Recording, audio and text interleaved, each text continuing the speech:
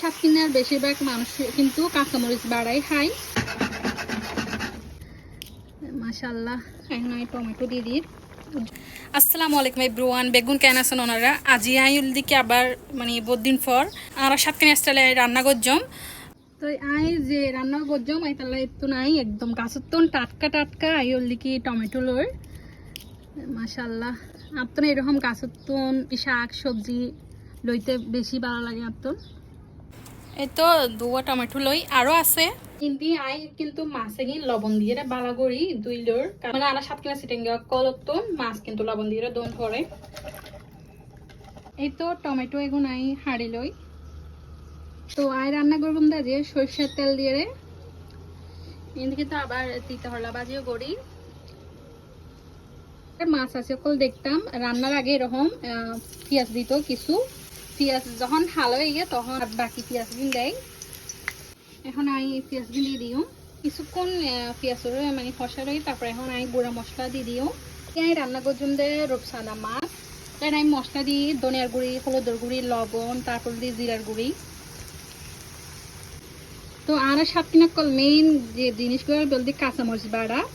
এখন আই কাঁচামরিচ বাড়া দিয়ে দিই। বিসমিল্লাহ।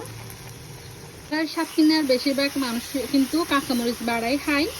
তো আর কিন্তু ছোট তো দেখেছি আর ফ্যামিলি মানে আর আম্মু আর কি মানে সব সময় ব্যাগ কিছু আর কি কাঁচামরিচ দিয়ে রান্না করতো। মানে কাঁচামরিচের দাম যদি 1000-2000ও তাহে তাও কাঁচামরিচ অল টাইম মানে কাঁচামরিচই খাই। মশলা ফসা বেলায় একটু পানি দিয়ে দিই। যারা আর ভিডিও নতুন সাইকেলে গন তারা জানো নাই হঠাৎ আহি আবুধাবির তাহি কয়দিন কিন্তু আই আবুধাবির বাইরে আছি। তাই এই তো রূপসানা মাছ আই আর মতো করে আই পরিষ্কার করি লই। আর এটা আসলে বাংলাদেশের মতো পরিষ্কার করিবার লাই মাছ পরিষ্কার করিবার লাই তেমন কিছু নাই, তো যতটুকু আর কি পারি পরিষ্কার করি লই। আর মাছ বেশি বড় বড় হাঁড়িলে মাছের মধ্যে আর কি লবণ মরিচ বালা করি নডুকে। তো আই তো ছোটো নয় তো দেখতে লাগবেন তো সাইজ। আর ভিডিও সাতকানিয়া হন হতুন চাইতে লাগবেন, চাইলে কমেন্ট করে জানাতে পারেন। মশলা ভালো করে কষাই যখন তেল করে চলে এসে এখন আই মাছ দিয়ে দিও।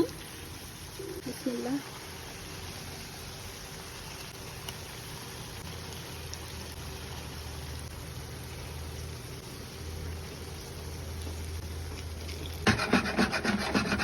এরকম কিন্তু কাঁচামরিচের রান্না হার পছন্দ। আর তো কাঁচামরিচের রান্না ছাড়া নাও খাই, মাঝে মধ্যে আর কি শুকনো মরিচের তরকারি খাই, কিন্তু কাঁচামরিচের রান্না কিন্তু মানে সেরম মজা।